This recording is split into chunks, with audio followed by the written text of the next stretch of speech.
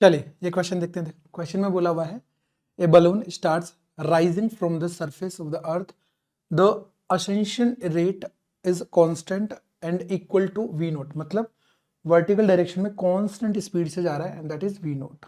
Due to the wind the balloon gathers the horizontal velocity component vx equal to a into y and y where a is a constant and y is a height of the ascent।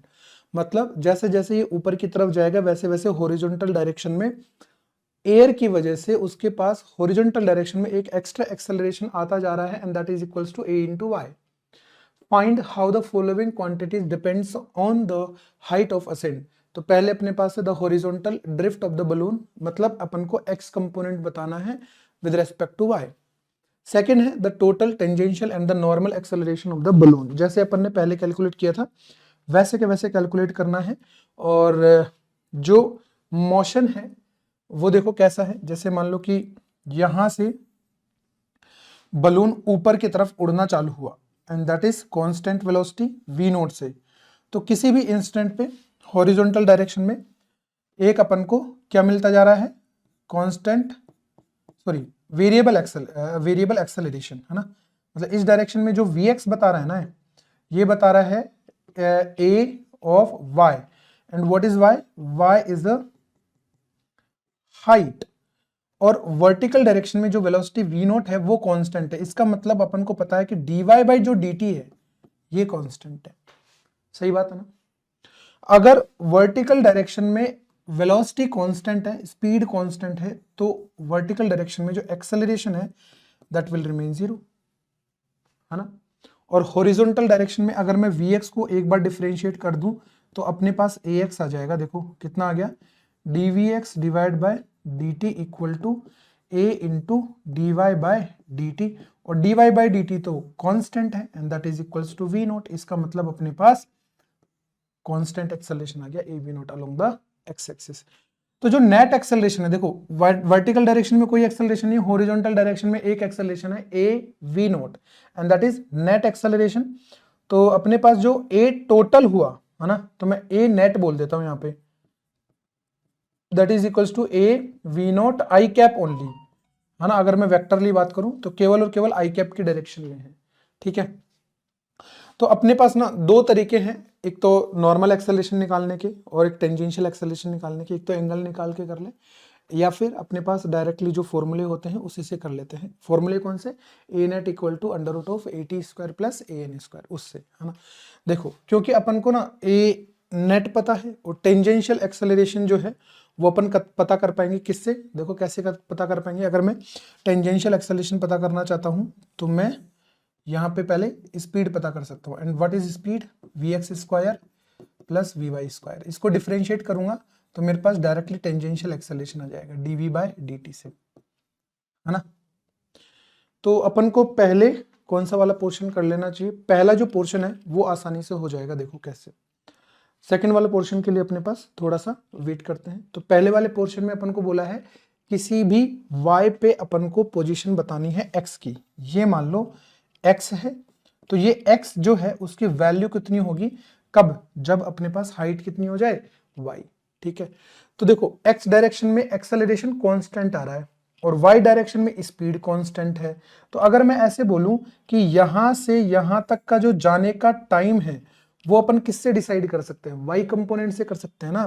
तो अपने पास y divide by v note, ये अपने पास क्या आ गया, time आ गया, क्योंकि v note तो constant है, ठीक है ना।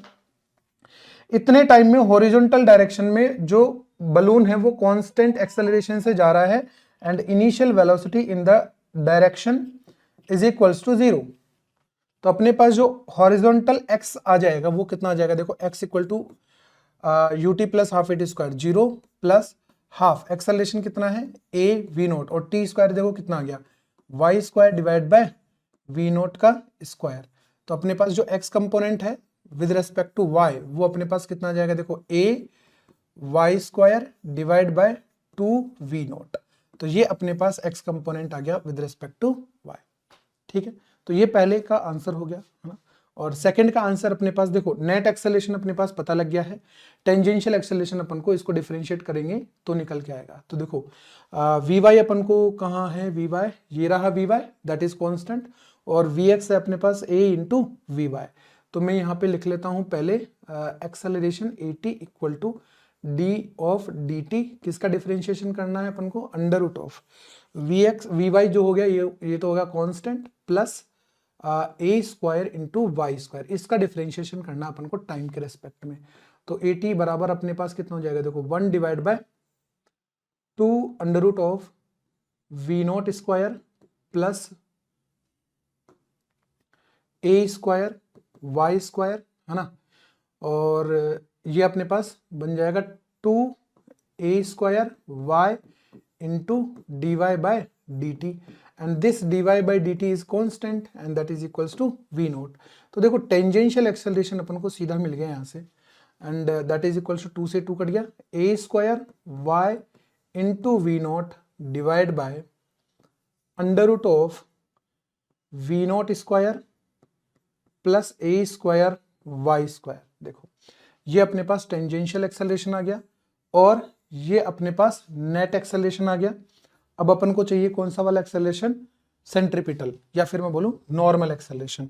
नॉर्मल मतलब इस डायरेक्शन में जो अपन को एक्सेलरेशन चाहिए, नॉर्मल एक्सेलरेशन ए एन। तो ए एन बराबर कितना हो जाएगा, देखो ए एन होता है under root of a net square minus of a tangential square.